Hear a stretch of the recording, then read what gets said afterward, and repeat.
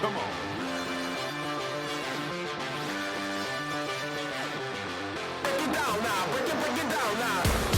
Welcome back inside the bunker. It is September 3rd, first bunker of September. And of course, joining me, Kevin Bunk, as always, my man, Mike Merlo, the debut on the bunker. But of course, you can catch us on the Burrows. And starting this week again, my favorite BTO Media podcast, the Sunday Recap, 7:30 every Sunday of football season. We go live from 7:30 to 8. And remember, after those 4 o'clock games, there's nothing till prime time to watch. So you catch us at 7:30. We recap all the big games, big performances, and that's always live on the BTO Media YouTube and Instagram. Today, we're just going to rip through the Week 1 games. Every game, we're going to try to hit in under 35, 40 minutes here, and you can catch Mike with gambling insights tomorrow on Beat the Odds with Bo Dragon. Episode 1 dropped last week. You'll get 2 of those per week during the football season. So, Mike, we won't waste any more time here. Let's go right into it. Thursday Night Football, Cowboys-Eagles kicks us off. You had made a video about it yesterday or 2 days ago about the lack of anticipation, lack of excitement for it, but where are your eyes in this game? Yeah, I have lost a little juice here for this game. I think the Cowboys are going to keep this one close. I do. I think it's going to be a back and forth game. Eagles probably pull away late, but it's too early, Kevin, to think that the Eagles are just going to come into this season and blow out an arch rival like that. You lose Parsons and the line moved 2 points. I can't believe Parsons is moving a line 2 points, but that's the way Vegas had it. Game lost some juice for me. I'm probably not going to even bet the game, but I think the Eagles are going to win this game, but it's going to be by a touchdown. I think the Eagles win too. I think Dallas, an element of this whole Parsons thing that no one talks about, they're going to have a chip on their shoulder playing this game because now everybody's completely counting them out. I'm really curious to see what Schottenheimer brings as a head coach, if he's able to do it. I mean, by far the most unpopular hire, I don't even think of this offseason, but in recent memory, probably the most unpopular, unrealistic hire or unfathomable hire in Cowboys history. So this is a big talking point for me on Thursday night. Can Schottenheimer keep the team in the game? Do we see any Super Bowl hangover? And George Pickens, I'm really excited to watch George Pickens and see if he adds anything to the Cowboys offense. Well, the one place where the Eagles may struggle this year is the secondary, lack of depth in the secondary. And if they're able to stretch the field with Lamb and Pickens and, Dak just goes back to normal after the injury and is himself, then this could seriously be a game.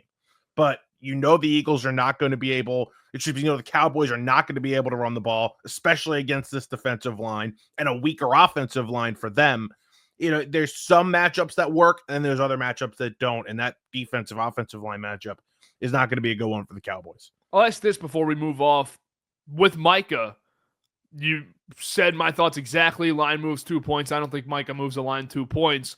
But the perception around Parsons is Dallas's marketing and publicity so great that maybe Micah Parsons is a little overrated at this stage because we know the playoff stats or lack thereof where he doesn't perform in big games. We can see that he's one of the worst run defenders in the National Football League every regular season, and he's not a 20-sack guy. He's around that 12, 13 sack a year number, which is still highly productive. He does it consistently, and he's an absolute weapon defensively. But do you think we maybe are overrating Parsons' impact on a team's winning ability or ability to win because of the Cowboys' perception? Yeah, I don't think so. I think the one thing that I look at coming into this season, before he was traded, when we were doing the awards, who was the favorite to win the Defensive Player of the Year? Micah Parsons was and still is, I'm pretty sure.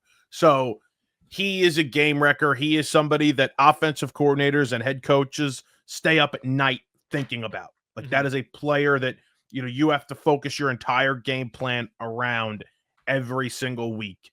So I don't think he's overrated.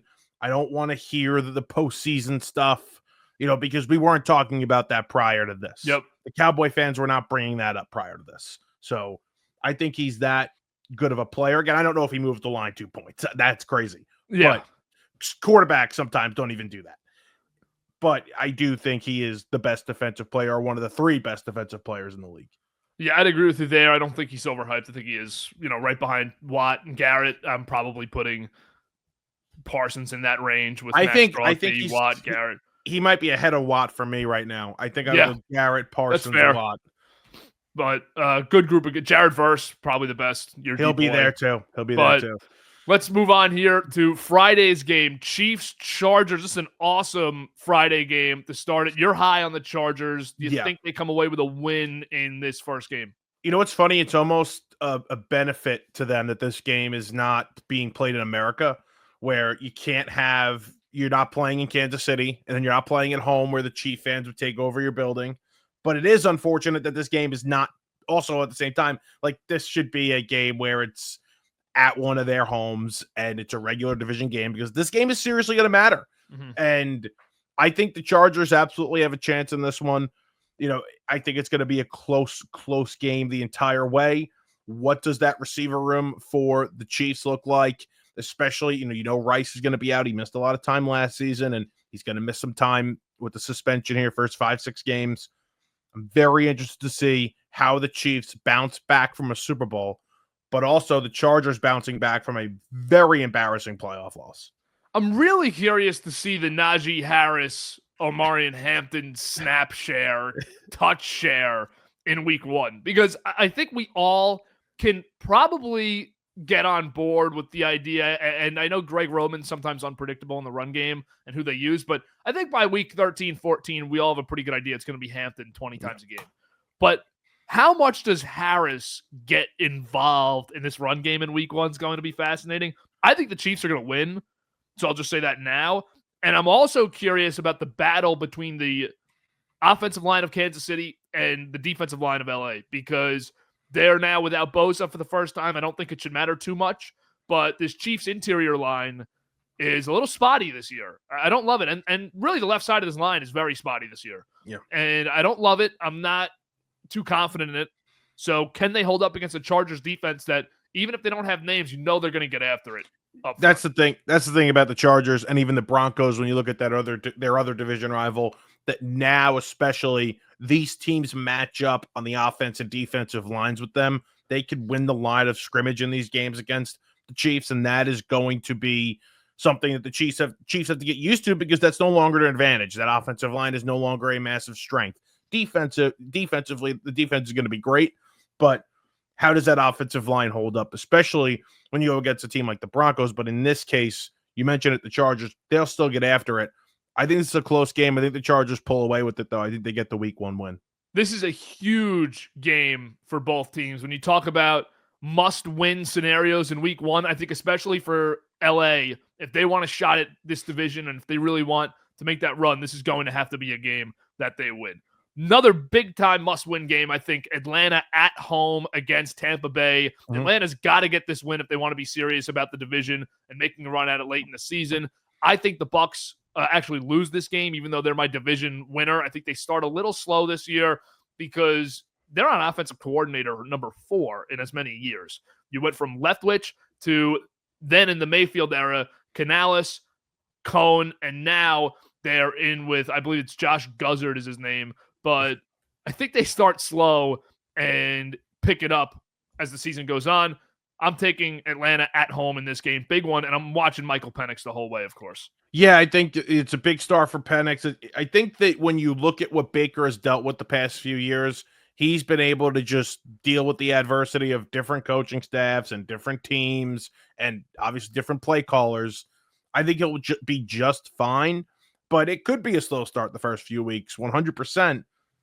I like this Falcon team this year. I think the Falcons are going to the postseason, and I don't think they win the division. I think they're going to get in as a wild card team. I do think the BUCS win the division, but yeah, I think the Falcons have a shot, and I think they're going to win the football game. Again, a lot of questions with Raheem Morris at the end of last year, right? Botching the end of that game against the Commanders and potentially costing them a playoff spot.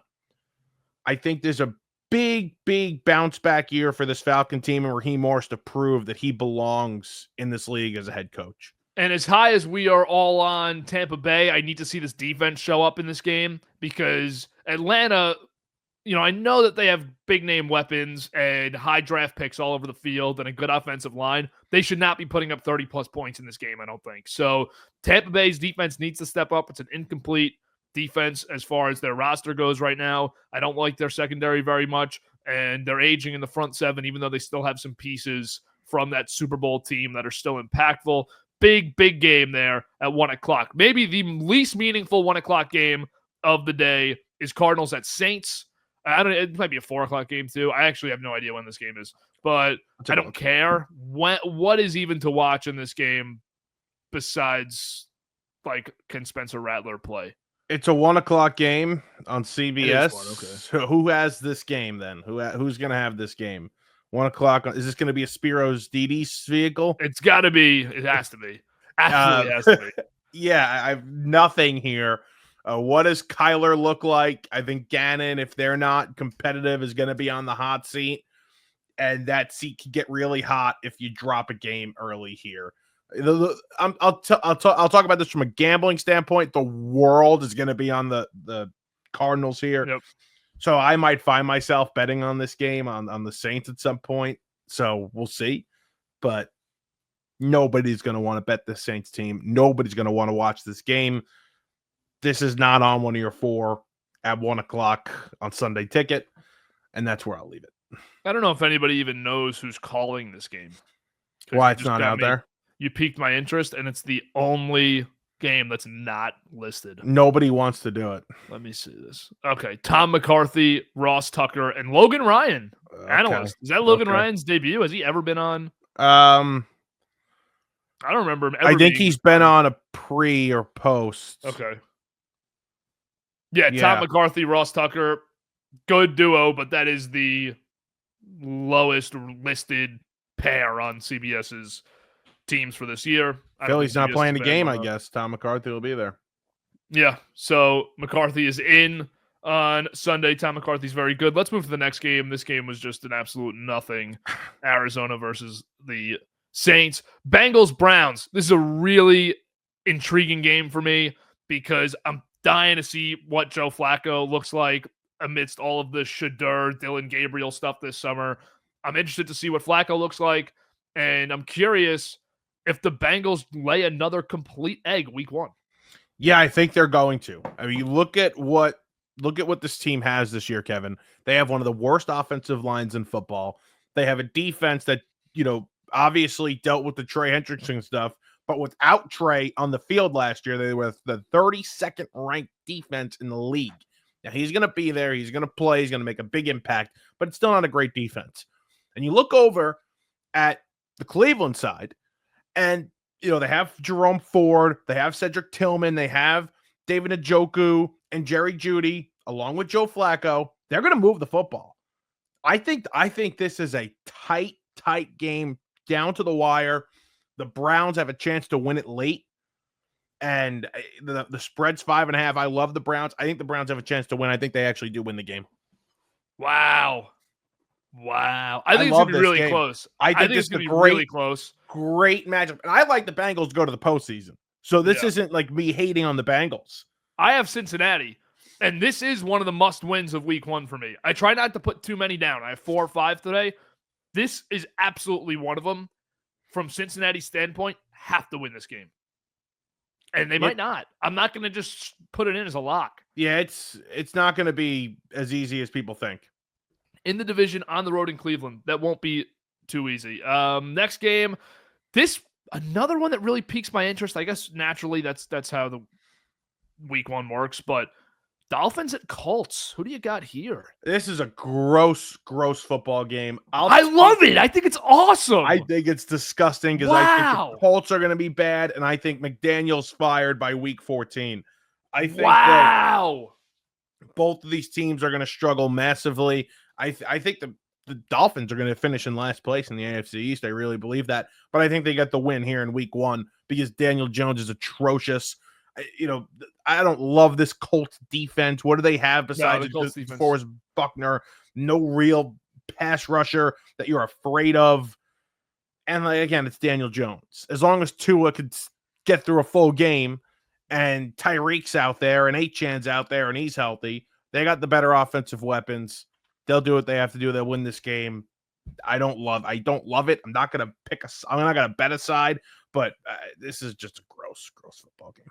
I'll just, for the fun of the pod, make a full-blown declaration. Colts are winning this by 2 touchdowns. Wow. I think the Dolphins defense is atrocious. I'm on with you with being out on Miami this year. Like I think they finish in last in the AFC East. Also, I think that they're a 4-win team this year, 4 or 5 wins, and it's really bad. And McDaniels does get fired after the season. Week 14 would be something. I think the defense is awful. I think the Colts come out and surprise some people week 1. And I think after week 1, we're saying, Daniel Jones might really fit there, and it doesn't turn out that way the entire season. But the week 1 overreaction on the Colts is going to be that their offense can score. So I could see. I think that's going to be the week 1 overreaction. But I don't I could see the overreaction. Yeah, and I think that it dies out quickly. I don't know who they play week 2, but I think it for good reason. Very quick. So we'll move on now. Panthers at Jags, kind of a gross game here also, but I'm excited to watch both offenses. I do want to see Travis Hunter. He's going to have you glued to the TV these first few weeks, I think. And what can Liam Cohen do with Trevor Lawrence, who I harshly ranked outside of the top 25 quarterbacks in the league yesterday on BTO's Instagram. That is crazy. Absolutely crazy. Let me say this. Did you see this report about Liam Cohen from last season about a bunch of defensive coordinators got together and were like, this guy was the best play caller in the league last year. Yeah. He fooled us. He was one step ahead of everybody the entire season. Just an unbelievable job. I believe Liam Cohen is going to do good things for Trevor Lawrence. I just didn't think it was going to translate to instant success this season. I like the Panthers here.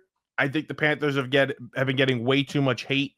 I think they deserve some more love. I know we put out a video the other day about their offense potentially being, sneaky good. I think there's a chance that happens. I'm a Bryce Young fan. I don't trust Trevor Lawrence 100% yet, but out of the top 25, I mean, that's your guy. That was your guy last year. My guy. There's obviously some top 25. There's obviously some personal issues tied into this relationship. Clearly. I picked them to go to the Super Bowl 2 years ago, and I picked them to win MVP. They didn't make the playoffs. It's insane. But I'm in on the Jags this week. Okay. We like 4 years in a row. We're taking Jacksonville week 1. I like them to beat the Panthers at home. I probably would have just picked the home team in this game, if we're being honest. Okay. Minor storyline in this, of course, 2 of the former Tampa Bay OCs, head coaches in these games, both of them the OCs last 2 years. Todd Bowles has put out a really impressive pipeline after his entire time with the Jets, having a new coordinator every year because they were awful. And also, his first year, he fired Leftwich. I thought he was on the same track in Tampa Bay, but he's had a really nice revival, renaissance in Tampa as a head coach. So I'm going to take the Jags there. Definitely excited to watch their offense. Their offense has a lot of really good playmakers on it around Lawrence. So you'd think Cohen should be able to utilize those guys and just make it easier on Lawrence than it's ever been. Now, with Brian Thomas Jr., you have Travis Hunter. He's never had a pair of receivers like that. You have a good committee of running backs. I think the Jags offense can score. What does it look like in your mind for Travis Hunter this year? I think he has a massive season. I really do. I think that I'm even more encouraged by him being a backup corner on the depth chart yesterday. He's just so good with the ball in his hands. Like, he reminds me, he moves totally different, but I felt this way about young Odell. They don't look the same when they play. Okay. But Odell, you remember it, like, just put the ball in his hands. Yeah. And he was dynamite. That's what Hunter reminds me of. He's that type of player. Cohen does a great job of just getting receivers the ball behind the line of scrimmage, right in front of the line of scrimmage within 3 yards. Does a great job of creating opportunity for them. So I think he's going to have a really big year this year. Let's move on to a really intriguing game. Again, I'm a broken record today, but Patriots hosting the Raiders. I think the Raiders win this one, but I can go either way. It's a coin flip for me. 2 of the best head coach hires, I guess, of the offseason. The 2 experienced guys. Took a year off last year. Pete Carroll and Vrabel both come in. I think the Raiders have an edge at a few spots here, so I'm just giving it to them. I think they're the most improved team in the National Football League this year. don't think that that's going to translate to the postseason, Yeah. but still, I think they've improved a lot. We'll see. Big game for both teams in week 1. Very winnable both ways. The biggest edge I think that the Raiders have over the Patriots is that they both have veteran coaches, but one team is bringing in a veteran quarterback. Yep. And that's obviously Geno Smith and the Raiders. I agree with you. I like the Raiders in this game. I've talked about it all off season long now that I believe the Patriots are getting way too much hype heading into this season. And I like Drake May. I'm a fan of his. I think he's going to be a good quarterback, but that doesn't mean it's going to translate into success in 2025. It might take a year or two. And I'm not a huge fan of this Raiders team, but they have improved the roster. And again, adding a veteran quarterback to go along with Carroll, Ashton Genty, big-time weapon in the backfield. I will take the Raiders in this game. Not saying the Raiders are going to be this playoff team, but I will take the Raiders.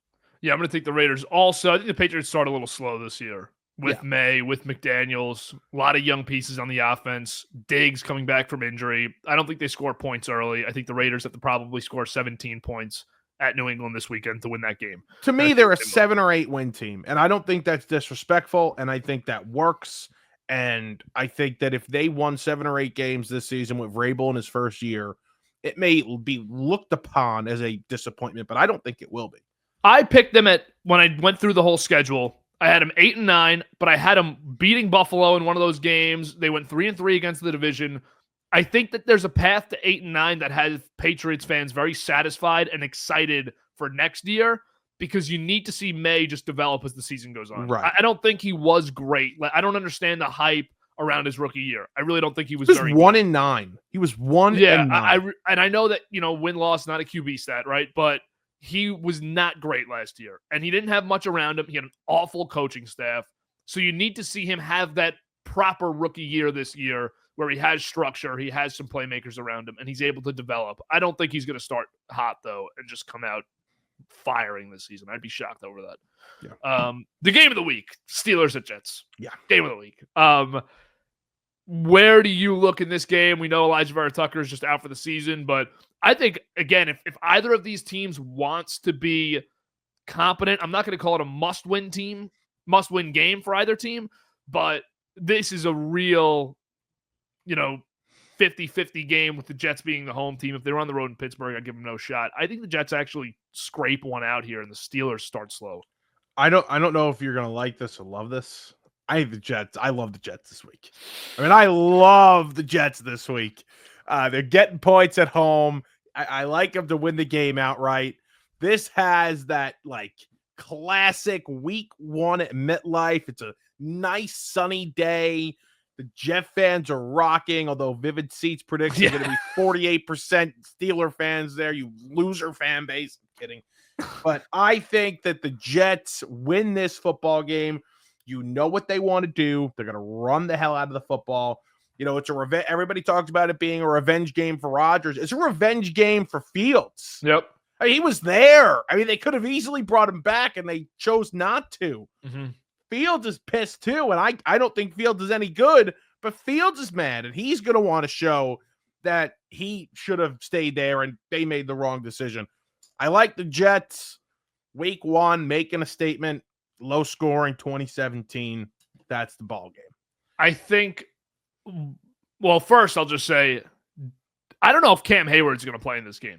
Have you seen his recent He's comment? Holding out, correct? He's holding out. Well, now he's at the hold-in phase where he's doing the real light stretching stuff and nothing with contact, no pads. Yeah. He's at the hold-in stage. And he said yesterday on his podcast, he was asked, will Cam Hayward be playing in week 1? And he said, we'll see.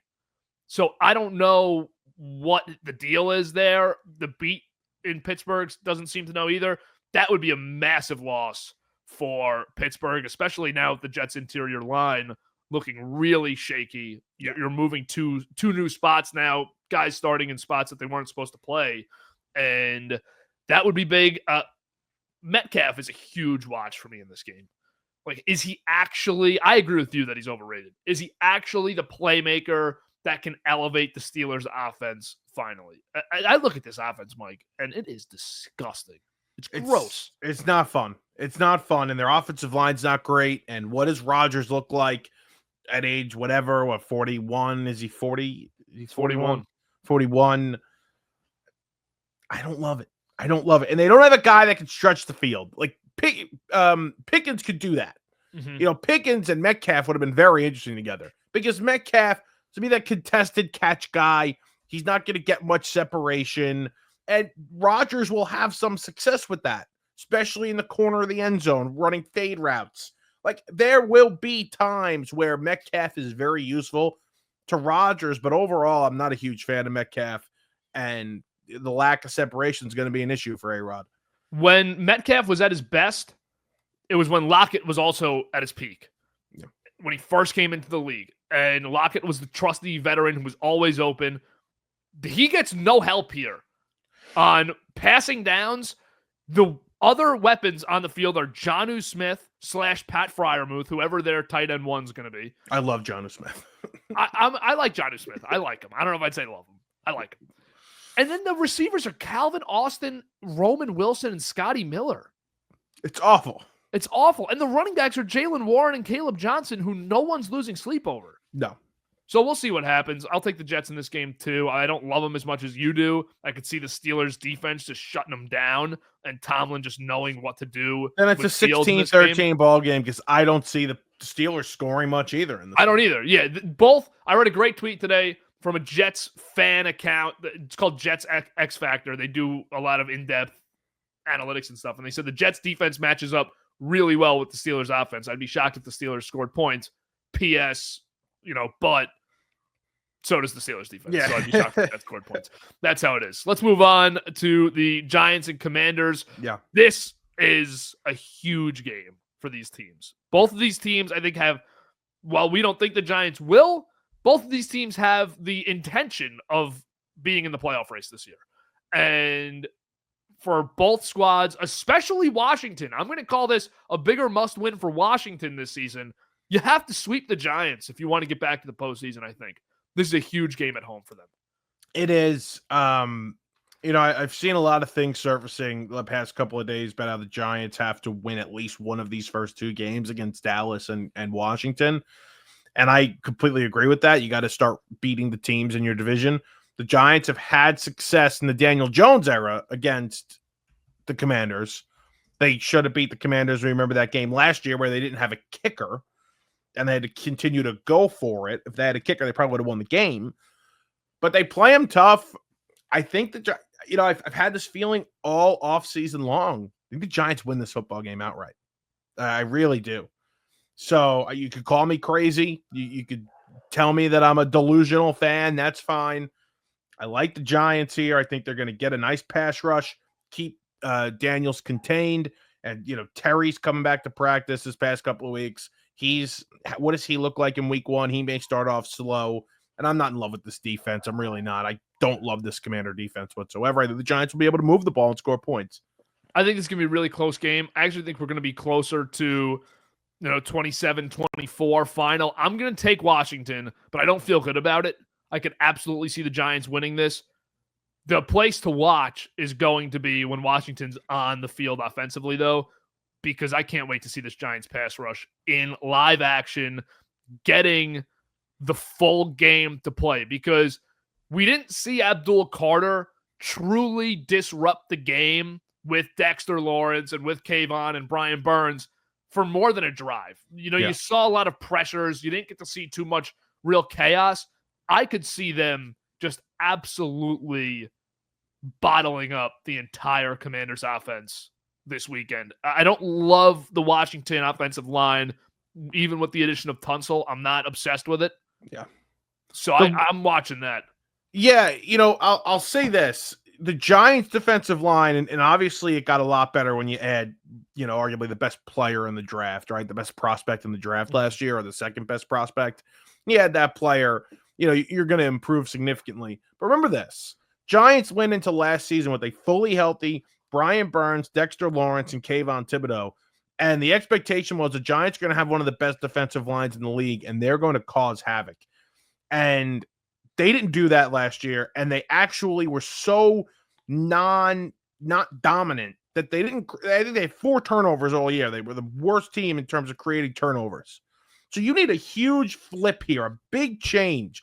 And while I'm excited to see it, my expectations are tempered because of how disappointing they were last season. Mm-hmm. So they have Fair. a lot of work to do in terms of getting me super excited, because I remember my expectation going into 2024 and me being very disappointed.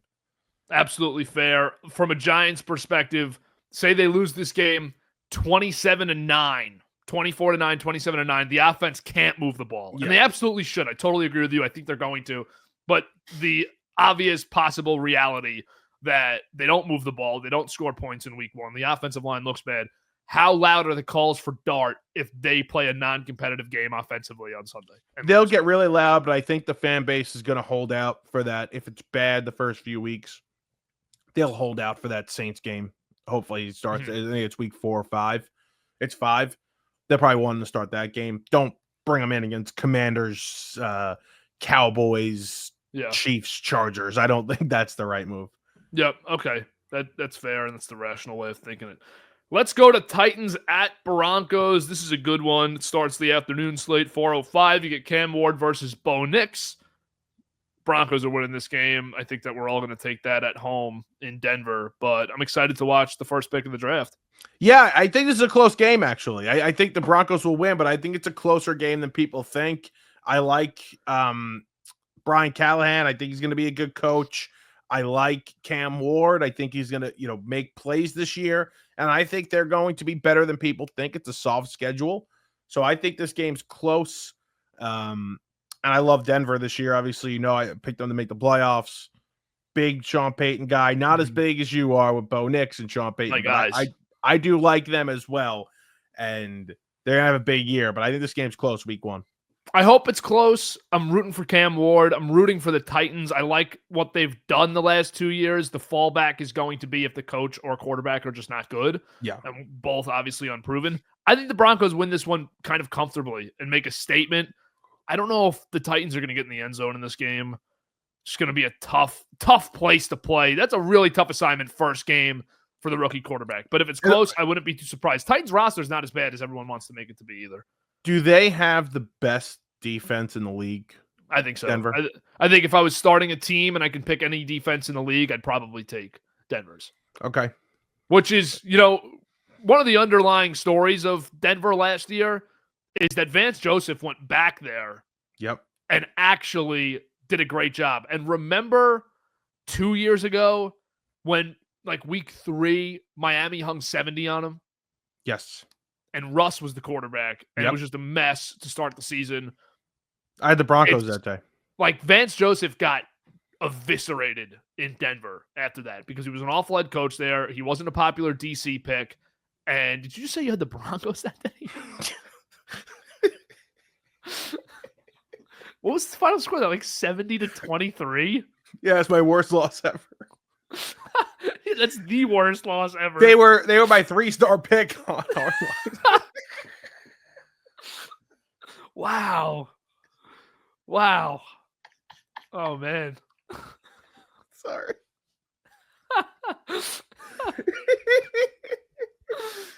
No, but it is impressive that he was able to good for Vance Joseph. You don't really hear of guys going back to spots where they were the head coach. It's different regimes, obviously, but you don't hear about that.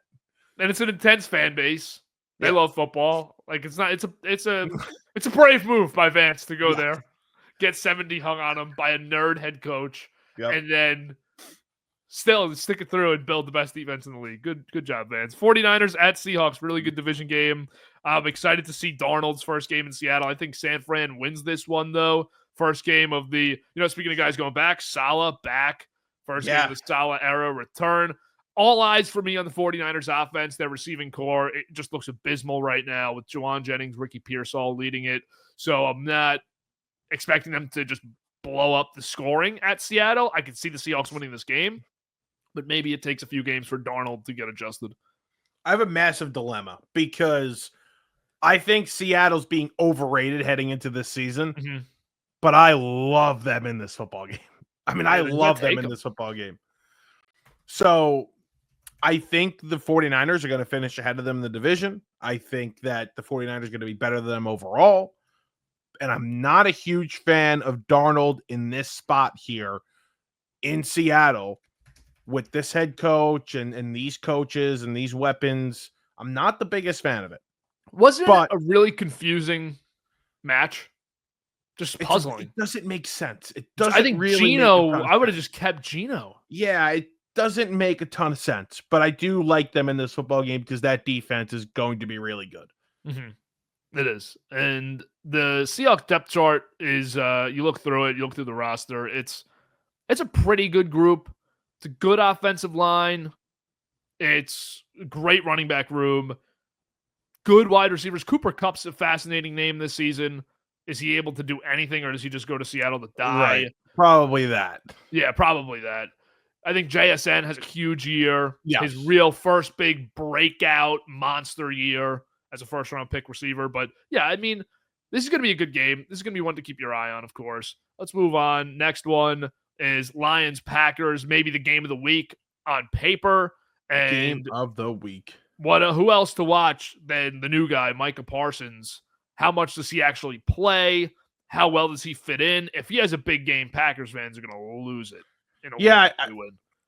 He's got to get an injection, I think, to even play in this game. He's got I don't know if fractured vertebrae or a sprained vertebrae or something. I like the Packers to win the division. I like the Packers to go far in the postseason, and I'm down on the Lions this season. I'm gonna take the Packers riding high at home. It's 2.5 point spread. I'm gonna take the Packers, but I don't love it. Like, I'm not in love with it. Yeah, no. Especially if Parsons is gonna be there. I'm gonna take the Lions, and I'm not in love with it. I just think Detroit's got so much talent. They've been together for a while now. I'm trying not to overrate or overvalue the coordinators, even though I think they both were terrific in Detroit. Yeah. And both absolutely deserving head coaching candidates. So, I mean, we'll see what happens here. I'm going to take Detroit, but this is a close game. Good game. Probably game of the week. Best game on Sunday for sure. Then we go to Texans at Rams. And Mike, I would be floored if the Rams didn't win this game. I am the complete opposite. I think this is and you know how much I love the Rams. I mean, they're my Super Bowl pick, for crying out loud. I think the game goes under the total. You have a bad offensive line, a ton of new offensive linemen for the Texans, and the left tackle for the Rams is at blood clots, and he may suit up, he may not on Sunday. Yeah. A lot of sacks, a lot of, bad drives. I think this is a low-scoring game, and I think the Texans have a chance to win it late. I don't love a side. I'm not even going to pick a side. But I think it's a low-scoring, ugly defensive football game. I'm excited to see Devontae in LA. Yes. What they do with him. I think last year, the Rams, and there were some metrics to back this up that I didn't totally understand, but it just felt this way watching him. I didn't think there was a less explosive team in the league last year than the Rams. I mean, Nakua is not really, as great as he is, not really an explosive wideout. He is not a huge play wideout. He's just great 8-9 catches a game, which is almost more valuable. But Kupp was the same way, but aging, and he got so slow last year. Yeah. And the running backs are not explosive. Kyron Williams is not at all. So they lacked any big playability. So all of their drives had to be these long, methodical drives. But I think Devontae, while he wouldn't be your greatest fit for big, explosive play wide receiver, he is going to add that element to this offense. He's going to give them some more big plays. I'm excited to see him there. I think the Rams win this game. And I think we leave this game, if we want to talk over reactions, I think we leave this game saying Houston is a serious problem because offensively, they have no running backs and no offensive line. Are you back on the Jags division? No, I'm not. So who do you have winning the division? I think Houston wins the division. Okay. But I heard a stat the other day that I think went like this. I still haven't looked it up. It's an easy one to fact check. In the last 6 years, there have been each team has won the division twice. The Colts have never won it. Tennessee, Jacksonville, and Houston have all won that division two times in the last 6 years. I could see another change this season. Wow. But I'm going to pick Houston because I just think they have the best quarterback. I think they have the best coach. So I'm going to take them. But if Liam Cohen's the real deal, Jacksonville could make another run at the division. Yeah. And if 2022 Daniel Jones is still out there and the other teams don't play up to their potential, the Colts could make a run at this. And if Cam Ward is one of these guys, CJ Stroud, Jaden Daniels, the Titans could win that division. Interesting. That's not going to be the case. I think it's more likely the Jags do it than anybody else. The order I would go, it was Houston, Jacksonville, Indianapolis, Tennessee. By the way, you know who's got the A-team this week on Fox? Oh, Giants Commanders. Yeah. Sending Brady, Washington. Yep. Very nice. Yep. That'll be the last time you get the A-team this year, Mike. Nope. Probably getting the 18 the week after. Going to be getting a lot of them this year. Yeah, probably are getting the 18 the week after. You're right. Sunday Night Football is awesome. Ravens, Bills in Buffalo. I don't know where to go with this game because just two, pretty equal teams. I'm just going to take Buffalo. I would have picked the home team no matter what, but this is, the MVP battle from last year. You think about how the Ravens lost week 1 last season to the Chiefs and how that could have changed their year potentially. Big game. It's a huge game. I like the Bills, but I'm a Bills guy. I'm always siding with the Bills, but this is just one of those games where you sit back and you say, "Thank God football is back." Like that is one of those games here. So just enjoy it. Just enjoy it. It's going to be great. I'll take the home team. Last season in that stadium, but it is going to be a fun matchup. But I'm very interested with the Ravens to see what their receivers look like again this year. I mean, they just refuse to go out there and add a number 1 receiver because I don't think Zay Flowers is one, but he's going to be their guy on paper. What does that receiver room look like this year? Going to be interesting. Well, D-Hop now too. That's huge. That's Bateman. Big. I mean, going to get D-Hop is massive. Both of these teams have just almost completely neglected the receiver position. I like Shakir and I like Coleman this season, but Joshua Palmer. Besides Josh Palmer, they just got Gabe Davis back. It's big. So besides the Diggs years, they have not emphasized receiver at all. But I trust Allen more with those receivers than Lamar with these guys. I do too.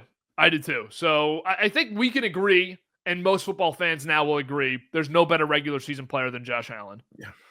And it's not a postseason knock to say that. I just probably still take Mahomes in the playoffs, slightest edge, because Allen might be the second best playoff performer. He just runs into Mahomes every time. But Allen in the regular season is the guy you want in these games. Lamar is probably second. So you get to see both of them on Sunday. Derrick Henry is fascinating again this year. Does he continue to defy Father Time? Yep. We'll see. I'm taking Buffalo, though. And Cook is back for Buffalo, and he's a weapon out of the backfield as well. Yeah, probably the most underrated back in the league. Yep. He's really good, and it's going to be a good game. Two good teams. Pumped. They never fail. Those games never fail. Last game's the one I'm the most excited for. You made a video on it this morning. Monday Night Football, Vikings Bears in Chicago. There's not a game that I'm more excited to watch because of how excited I am over J.J. McCarthy and what I think Caleb Williams is capable of now with Ben Johnson. There's just so much uncertainty surrounding this. That's why it's, for me, the game that we're most excited for. I completely agree with you. I think it may take a couple of weeks for the Bears to seriously get going here with Ben Johnson and this offense. I think that DeAndre Swift I'm not a huge fan of DeAndre Swift. I don't think they have the running back of the future. This is like when they first got there and started implementing this offense. It was like David Montgomery and Williams. They need to go out there and get that other back, that Jahmyr Gibbs type back in Chicago. They don't have it yet. And with Minnesota, how are you not just fascinated to see what this looks like with J.J. McCarthy? Have to be. Because there were so many questions with him coming out of college and what he would look like in the NFL. And now what does he look like in the NFL in a situation where Sam Darnold thrived and had just an unbelievable season? I'll make this statement right now on this game. If the Lions don't win the division, it'll be the Vikings. I don't think it'll be Green Bay. I don't think it'll be Chicago, even though I can see all four teams being competitive playoff teams competing for a Super Bowl. Minnesota is loaded. They are absolutely stacked. The playmakers on both sides of the ball are as good as anybody in the division. It really is as good as Detroit's playmakers. Maybe the two best rosters in the NFC besides Philly. And it all hinges on J.J. McCarthy. Don't be so quick to assume that he's not going to come in here and just light it up. No, I agree. I think there's a chance of that happening. The questions that I had coming out of college, now he's a rookie essentially, and he's coming off of a major injury. Those would be my concerns in year one of this. Do you think that they ever get to a point? Because there were some very minor, never ever substantial rumors last year about McCarthy going pick 1 and about some teams having McCarthy as the top pick. And there was that rumor that if Harbaugh took the Bears job, he'd draft McCarthy. Yeah. Which I never believed anyways that any of that was going to happen. Does there ever get to a point, do we ever reach that point where Bears fans are saying we really screwed this up by not taking him? Like, how long is the leash for Caleb if JJ's great? Right. Like, I don't think it's not fair because JJ wouldn't be what he is with Chicago if he's great with Minnesota, right? He would never be that player. I think the Bears fans have to seriously just look at this and say, these are two completely different situations. He's playing in Minnesota with less pressure in a dome with a loaded roster and an excellent head coach that calls the plays and has to do zero worrying on defense. He's got Brian Flores on the other side. So I don't know. I don't think it would be fair or right to look at it like that. Bears have a fairly easy schedule for the North teams because they get that 4th place schedule, but this would be a big win for them to get week 1. I'm taking Minnesota. I think Minnesota wins this game on the road in Chicago. Big statement to open the J.J. McCarthy era. Going to be a good one, though. I'm absolutely pumped for it. So pumped. That rounds out the slate. Thanks for listening. Thanks for watching. You can check out the description always on The Bunker for your timestamps, whether that's on Spotify, Apple Podcasts, or YouTube. We will have the Burrows on Friday. Beat the Odds with Mike and Bo tomorrow. Gambling for week 1, giving you all the betting insights you need. And then we'll be back, of course, with the Sunday recap on 7:30 or at 7:30 on Sunday. So after those 425 games end, you want to get to YouTube or Instagram. It's only there. You won't find it on audio. And it will be Sunday recap, year 3 now. Crazy. Of the Sunday year recap. 3. Started in 2023. Now in 2025, we have the recap kicking off week 1. So make sure you tune in. We'll preview Sunday Night Football and, of course, recap all the big moments from the first part of the day and maybe a little bit of Thursday night, Friday night stuff as well, if it's warranted. So thanks for watching, and we will catch you in all of that over the weekend. So make sure to follow BTO Media on Instagram, BTO Gambling on Instagram, BTO Media on TikTok, YouTube, everywhere else. And we'll see you this weekend.